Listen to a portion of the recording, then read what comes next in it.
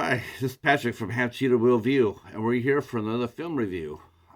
Today we will be taking a look at One Night Rental, which is a 2024 independent movie from the UK, and it was written and directed by Chris Annable in his feature film debut. And it stars Bobby Furniss as Chris, Rob Lane as Rob, Nidge Green as Vern, Rick Mallin as Clarence Philby, and Dani Thompson and Mrs. Philby. So basically, One Night Rental follows Rob and Chris, who are they own and operate a small VHS video store.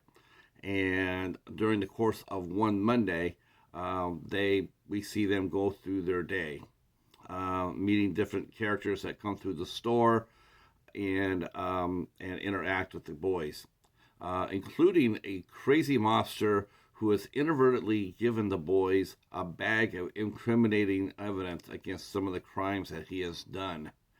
And the boys must stay alive until they can figure out what to do with it.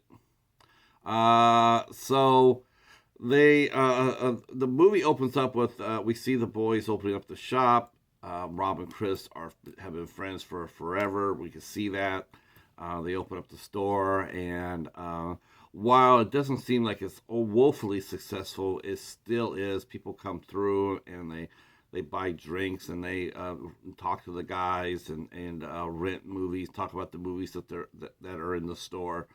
And they even accept donations. People come by and they leave donations for the boys, so they can help keep their store going, and also for variety purposes. And that includes local gangster Clarence Philby, who donates some tapes as well. He inadvertently has given the boys some tapes when they go back to rewind them and see what was left to them. They find out that the tapes have evidence of crimes, and so and when Clarence finds out, he definitely wants the bag back. And so the day consists of the guys trying to stay alive and trying to solve their dilemma. And we meet various people along the way. We meet their friend. We meet their friend Vern, who was really really cool. Which I liked. I liked him a lot. He's our friend. He had a really cool human centipede shirt on. that was fun. And basically,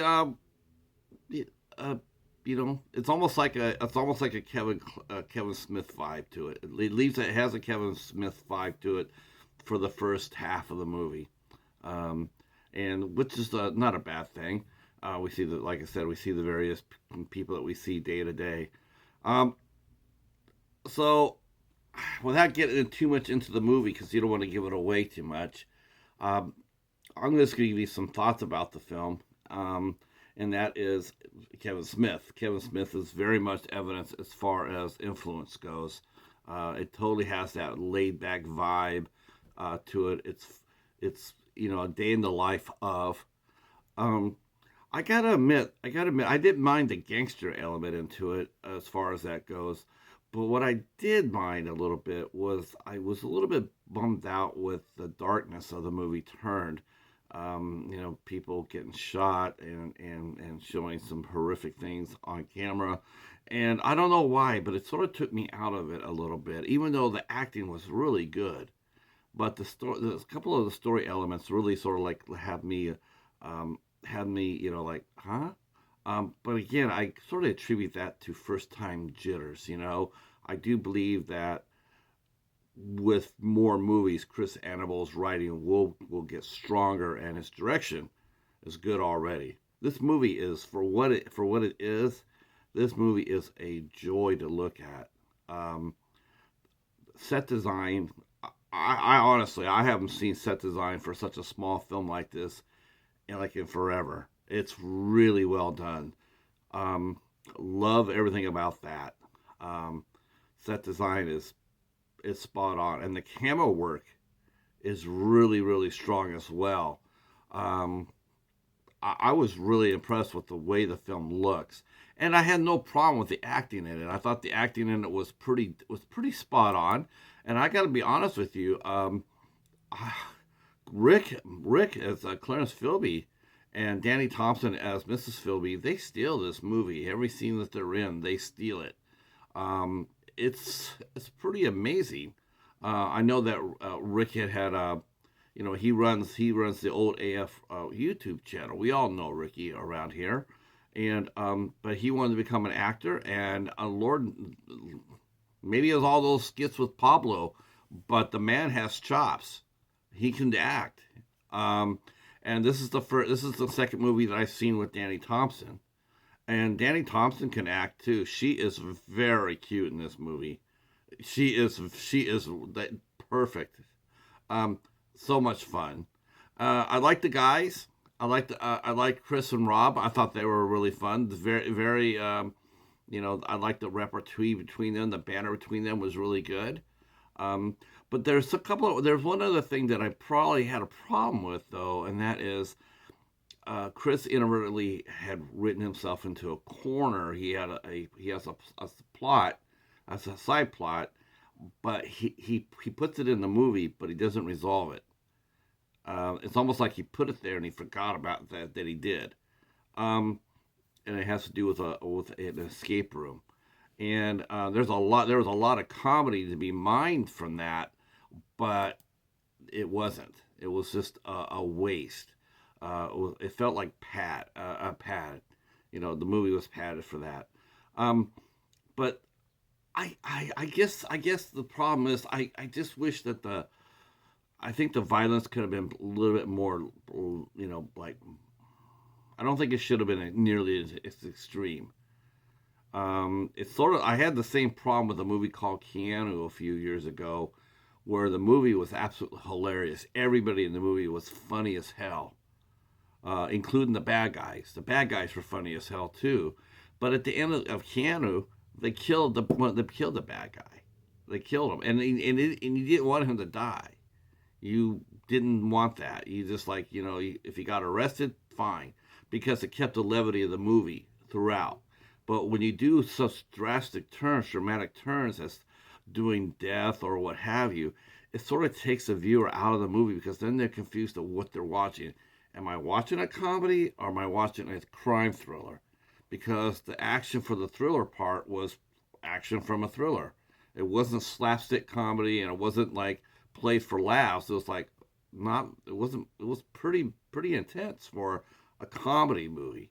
It almost makes it to be not a comedy so much as a crime thriller, and then it wouldn't have worked at all. It wouldn't have worked. Um, so there are things to be, there are a lot to like, a little bit not to, but again, learning pains. Um, Again, I got to emphasize that the acting was stellar. There was a lot of laughs to be had, and I really enjoyed the set design. A lot of thought went into that. A lot of thought.